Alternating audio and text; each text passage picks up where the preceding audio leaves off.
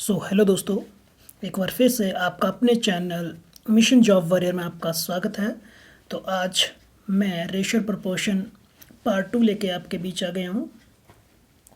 इससे पहले वाले पार्ट में हमने A ratio B ratio C कैसे निकालते हैं वो जाना था, समझा था। और नेक्स्ट आज हम सेकंड पार्ट में फर्स्ट प्रपोर्शन कैसे निकालते हैं, या फिर सेकंड प्रपोर्शन कैसे निकालते हैं, थर्ड प्रपोर्शन कैसे निकालते हैं, या फोर्थ प्रपोर्शन हम इजीली कैसे फाइंड आउट करेंगे वो सीखेंगे। प्रपोर्शन क्या होता है आप सभी को वैसे भी क्लियर होगा। अगर हम कहें प्रपोर्शन क्या है, तो प्रपोर्शन हम बोल सकते हैं कि जो भी आपके पास टर्म होते हैं अगर उनका रेशो इक्वल होता है तो उस इक्वल रेशो को ही हम प्रपोर्शन कहते हैं। फॉर एग्ज़ाम्पल अगर मैं कहूँ यहाँ पे, तो जैसे आपके पास मान लो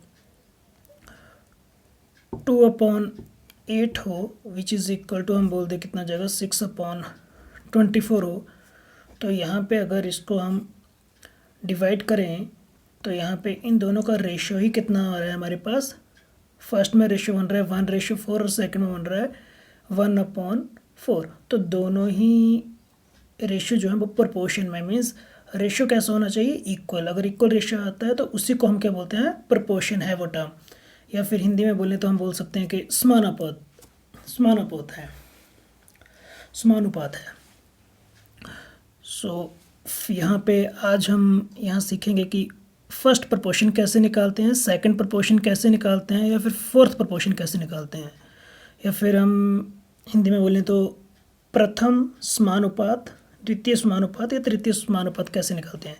तो सबसे पहले इन टर्म्स को समझ लेते हैं ताकि क्वेश्चन करने में कोई आपको डिफ़िकल्टी ना आए। और अगर इस तरीके से आप क्वेश्चन को सॉल्व करोगे तो आपको क्वेश्चन सॉल्व करने में भी आसानी होगी और टाइम भी आपका कम लगेगा। अगर मान लो यदि क्या दिया हमारे पास, इफ़ फर्स्ट सेकंड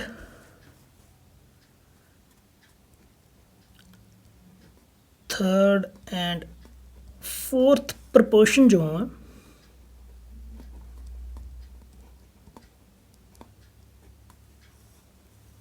रिस्पेक्टिवली दिए हों, कितना दिया इन्होंने, मान लो ए फर्स्ट है, बी सेकंड, सी थर्ड और डी फोर्थ, रिस्पेक्टिवली हमारे पास प्रोपोर्शन दिए हैं। तो उस इन टर्म्स को हम रेशो के फॉर्म में कैसे लिखेंगे, तो हम इसे लिख सकते हैं जैसे मान लो कितना लिखो, ए रेशो बी प्रपोर्शन का सिंबल कुछ इस तरह से रहता है, सी रेशो डी। इस तरह से हमें अगर कुछ दिया हो तो यहाँ से सिंपल इसे जब कैलकुलेट करोगे या सिंप्लीफाई करोगे तो सिंपल हमारे पास क्या बन जाएगा। सिंपल आपने ध्यान रखना है, फर्स्ट और लास्ट का मल्टीप्लाई होता है और मिडल टर्मों का मल्टीप्लाई होता है। तो फर्स्ट और लास्ट का करोगे तो हम हो जाएगा कितना, A D equal to proportionality का साइन मीन्स इक्वल टू, और मिडिल बाय टर्म कितना जाएगा, बी सी। सिंपल आपने यही बात अपने दिमाग में रखनी है कि फर्स्ट और लास्ट नंबर का प्रोडक्ट किसके इक्वल होगा, मिडिल टर्म के प्रोडक्ट के इक्वल होगा। और यहाँ से अगर फर्स्ट की बात करें, जैसे फर्स्ट मीन्स ए है, तो ये हो जाएगा आपका फर्स्ट प्रोपोर्शन, ये हो जाएगा सेकंड प्रोपोर्शन, ये हो जाएगा थर्ड प्रोपोर्शन, ये हो जाएगा फोर्थ प्रोपोर्शन।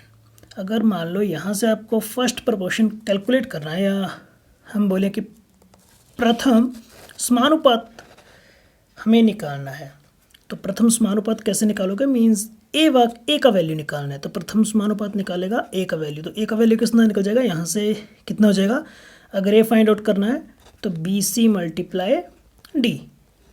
तो सिंपल आप कैलकुलेट कर सकते हो। अगर द्वितीय समानुपात या फिर सेकंड प्रोपोर्शन निकालना है तो बी निकालना हो, तो बी निकालने हो तो आप क्या करोगे, ए डी डिवाइड बाई सी, ए और डी का मल्टीप्लाई डिवाइड बाई सी। और अगर आपको थर्ड वाला निकालना हो तो थर्ड के केस में कितना हो जाएगा, फिर से A D divide by B.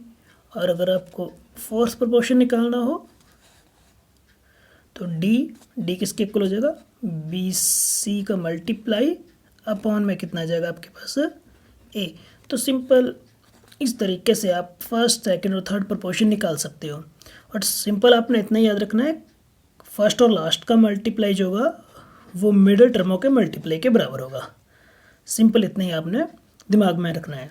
तो एक एग्जांपल की हेल्प से समझते हैं। तो क्वेश्चन कुछ आपको इस तरह से दिया हो सकता है।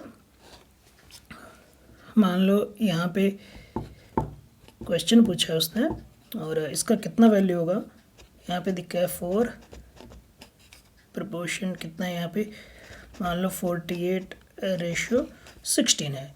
तो यहाँ पे सिंपल अगर आप देखो तो ये वाला ए वाली पोजीशन पे, ये बी पर है, ये सी, और ये किस पोजीशन पे बेटा, डी पोजीशन पे। तो आपको फर्स्ट प्रोपोर्शन निकालना है, मीन्स फर्स्ट वाला वैल्यू फाइंड आउट करना है। तो फर्स्ट वैल्यू फाइंड आउट करने के लिए सिंपल आप देखो कितना है, B multiply C upon D. तो बी की पोजीशन पे कितना है 4 मल्टीप्लाई सी की पोजीशन पे 48 और डिवाइड किससे करना है बेटा, डी के साथ। डी कितना है 16। तो 16 4 48 और 4 4 जा 16, सॉरी 16 3 जा 48 और 4 3 जा 12। तो सिंपल ये आपके पास फर्स्ट प्रोपोर्शन आ जाएगा। फर्स्ट जो नंबर था वो कितना होगा, यहाँ पे आपके पास 12 होगा। एक और एग्जांपल ले लेते हैं यहाँ से। एक और एग्जांपल हम ले रहे हैं, यहाँ पे ले लेते हैं मान लो 10 रेशियो। यहाँ पे आपको फाइंड आउट करना है क्या नंबर आएगा। देन प्रोपोर्शन में आ गया बेटा 24:36। तो यहाँ पे आपको सेकंड टर्म यहाँ पे देख लो, ए बन गया, ये बी आ गया आपके पास, सी और डी। यहाँ पे सेकंड प्रोपोर्शन निकालना है, मीन्स वी का वैल्यू निकालना है। तो वी का वैल्यू निकालने के लिए आप क्या करोगे, B A cross D means A multiply D. ए की जगह कितना है बेटा 10 मल्टीप्लाई डी, डी की जगह कितना है 36 अपॉन सी, और सी की जगह कितना है 24।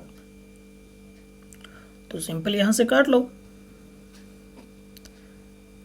6 4 24, 6 6 36 और 2 2 ज़ा 4, 2 3 6, 2 5 ज़ा 10, देन 5 3 ज़ा कितना आ गया 15। तो यहाँ पे सेकंड प्रोपोर्शन फाइंड आउट करना था, तो कितना आ गया पे आपके पास 15, हमारे पास सेकंड प्रोपोर्शन आ गया।